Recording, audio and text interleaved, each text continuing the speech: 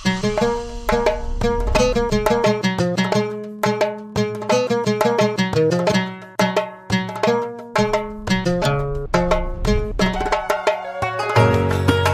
sebuah ungkapan yang cukup menarik yang menjadi renungan bagi kita semua.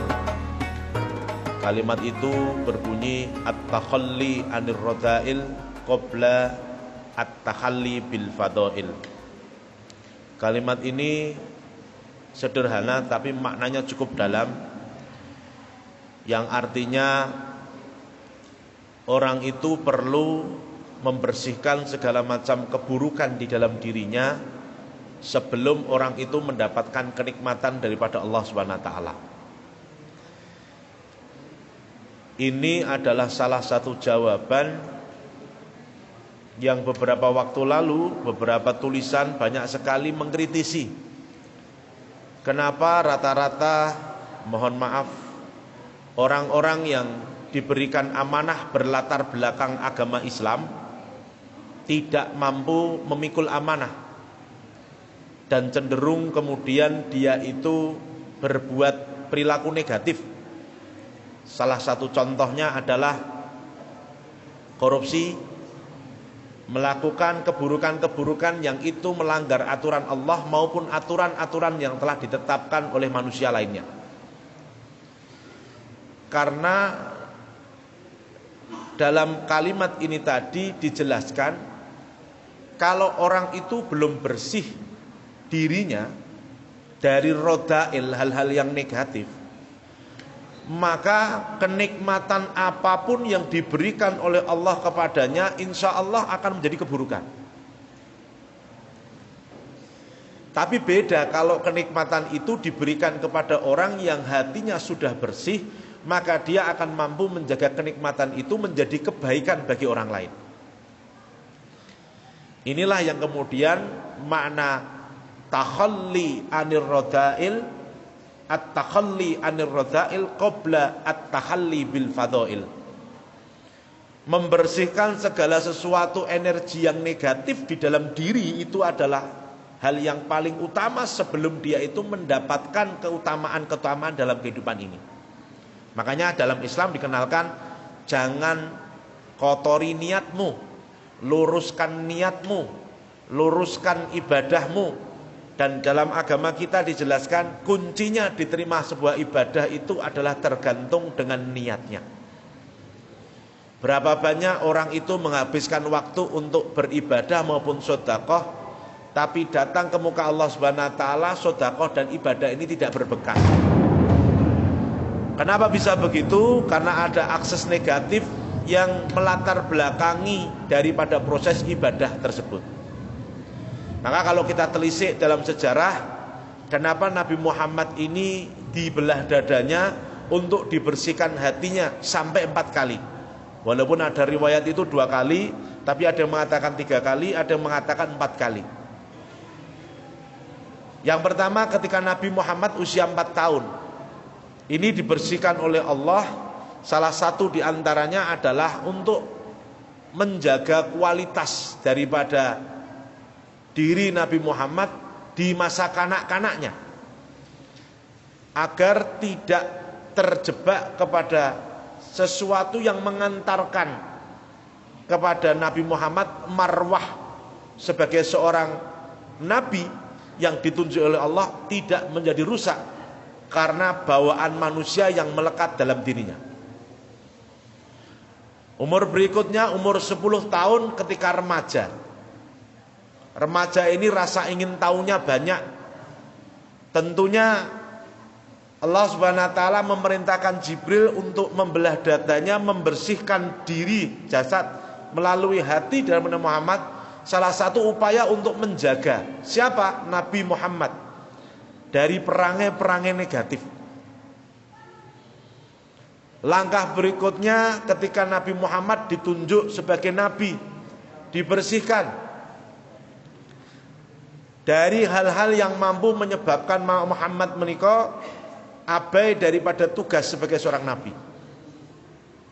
Maka dibersihkannya ini salah satu momentum untuk menjadikan nabi ini menjadi pribadi yang ideal, agar tidak terjebak dengan perasaan-perasaan manusia yang mampu membawanya kepada keburukan. Sama halnya ketika Nabi Muhammad Isra Mi'raj, sebelum melaksanakan itu juga dibersihkan lagi.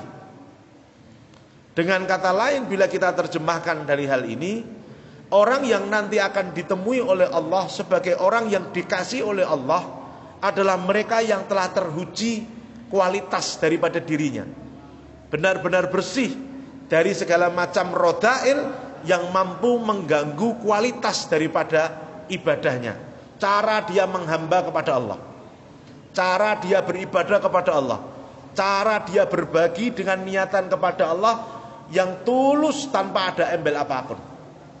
Semasa masih ada hal semacam ini, maka dipastikan orang tersebut tidak akan mendapatkan keistimewaan dari Allah, karena hal-hal yang harus diniatkan kepada Allah bergeser kepada makhluk hidup. Maka kata Nabi, inna fil jasad mudghah wa idza saluhat jasadu kulluh wa idza fasadat jasadu kulluh ala wahyal qalb. Sesungguhnya di dalam diri manusia itu terdapat sebongkah daging. Kalau sebongkah daging ini baik, maka dipastikan seluruh tubuhnya ini akan baik. Tapi kalau sebongkah daging ini buruk, maka dipastikan seluruh tubuhnya buruk. Sebongkah daging ini dikenal dengan sebutan hati. Maka pangkal niat terletak di dalam hati, pangkal keikhlasan tersembunyi di dalam hati, pangkal diterimanya amal kebaikan seseorang tersembunyi di dalam hati.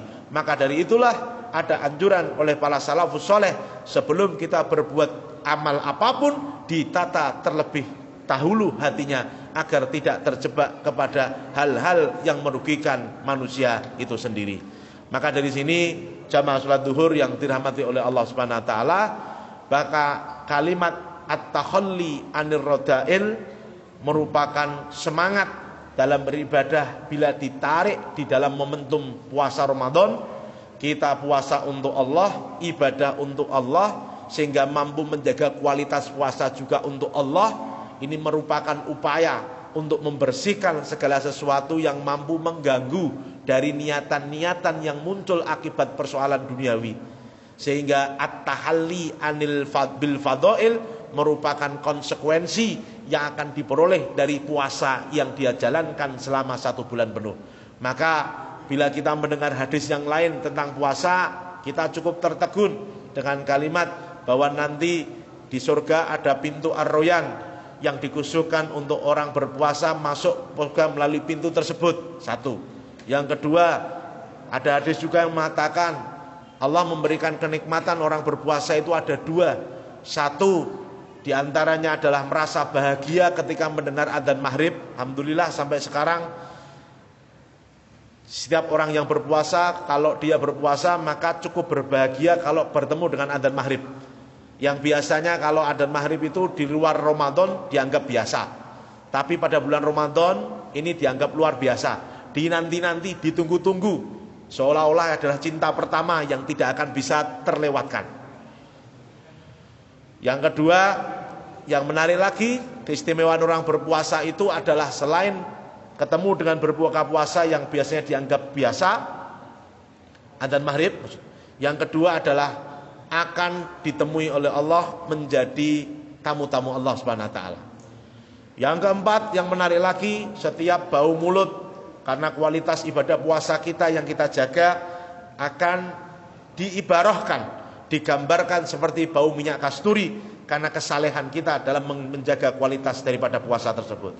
Inilah yang kemudian menyebabkan rodail mampu menjaga diri, kualitas bahwa ibadah itu fokus untuk diri sendiri, bukan untuk orang lain, sehingga dari kualitas itu menyebabkan ada efek positif yang bisa diperoleh dari orang lain. Semoga Allah SWT menerima setiap amal baik yang kita lakukan pada bulan suci Ramadan ini, diterima puasa kita, ibadah kita, sholat kita, sedekah kita, dan kita digolongkan orang-orang yang istiqomah. Fa insyaallah kita digolongkan orang-orang yang husnul khotimah. Amin amin ya rabbal alamin.